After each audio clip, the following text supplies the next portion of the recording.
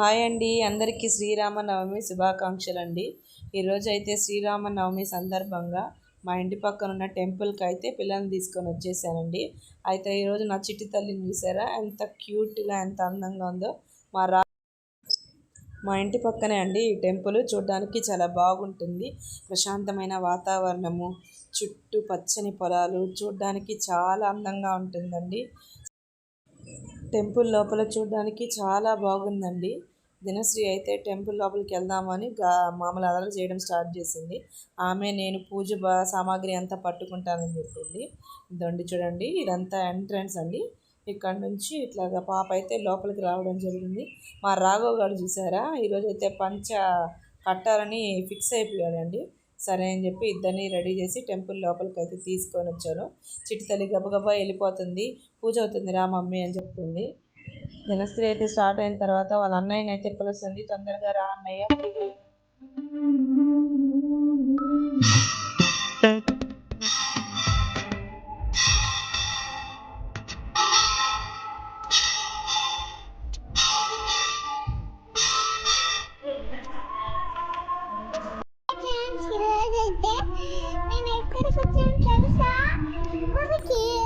అందరికీ శ్రీరామ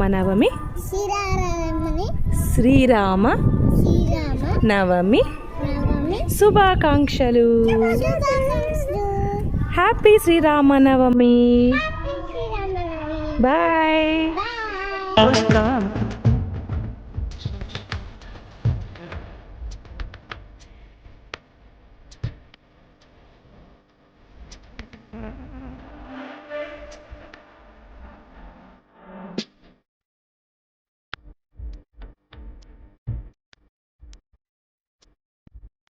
దినశ్రీ పాప చూసారండి, ఎంత భక్తి శ్రద్ధతో కళ్ళు మూసుకొని మరియు గుడి చుట్టూ తిరుగుతూ ఉందో. మీకు చాలా భక్తుడు. ఈ టెంపుల్ బయటే మనం కొబ్బరికాయని కొట్టుకొని పూజారి కాడికి తీసుకెళ్లారండి. రాఘవ్ అయితే ట్రై చేశాడు, రాలేదు. లక్కీ అయితే కరెక్ట్గా పగలగొట్టాడు. టెంకాయ అయితే ఈరోజు చాలా బాగుందండి. కొట్టిన కొబ్బరికాయని తీసుకొని దినశ్రీ అయితే లోపలికి వెళ్ళిందండి. టెంపుల్ లోపలికి రాఘవ్ దినశ్రీ ఇద్దరు. పూజారి గారు వస్తే పూజారి దగ్గర అవి ఇచ్చేసేస్తే ఆయన పూజ చేసి మనకు మళ్ళీ ఇస్తారండి. ఈరోజు శ్రీరామనవమి సందర్భంగా ఏంటంటే కొంచెం టెంపుల్ క్రౌడ్గానే ఉంది.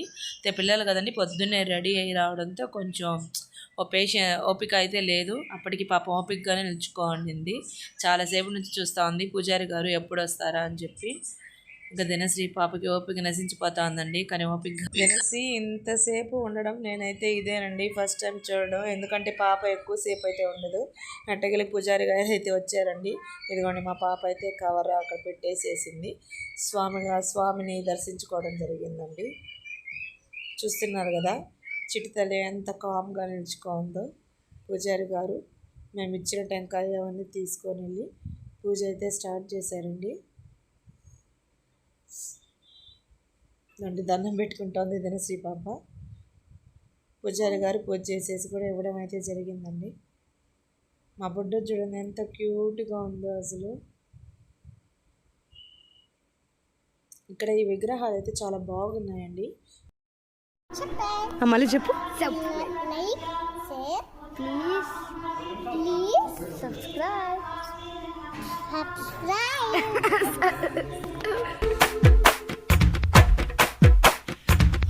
తెలుగుల పదారణాల కోమలాంగి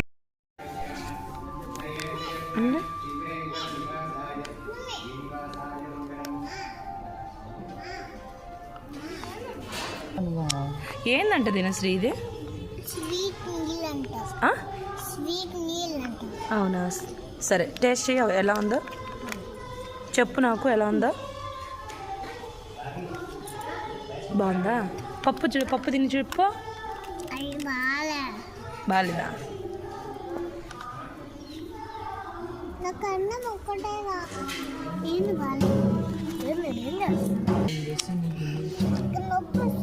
ఎందుకు?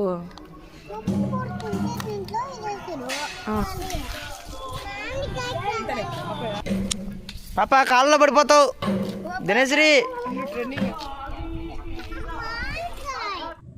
టెంపుల్ ఎదురుగా మామిడి తోట అయితే ఉందండి. ఆ తోటలో మామిడికాయలు చాలా ఎక్కువగా ఉన్నాయి. చిన్న చిన్న పిందెలు ఉండేసరికి దినశ్రీ పాప మామిడికాయ కావాలని ఓ అని అల్లరి చేస్తుంటే లక్కీ ఎలాగైనా కొయ్యాలని ట్రై చేశాడు. ఇదండి ఒక పెద్ద కాయల్లో పోసాడండి మా లక్కీ. సరే ఇంకా టైం అయిపోతుంది, టిఫిన్ కూడా చేయలేదు కదా పిల్లలు, సరే రండి అని చెప్తే వాళ్ళ ఆ మామిడికాయల మీదే ఉంది ధ్యాస అయితే. రాఘవ్ గారు చూడండి, అదిగో అక్కడ పెద్ద కాయ ఉందని చూపిస్తా అన్నాడు. ఇదంతా బ్యాక్ సైడ్ అంతా మామిడి తోటేనండి టెంపుల్కి. చాలా బాగున్నాయి, ప్లేస్ అయితే పీస్ఫుల్గా ఉంది. ధర్మచి ఇంకా ఇంటికైతే రిటర్న్ అయిపోయామండి. అప్పటికే 10:30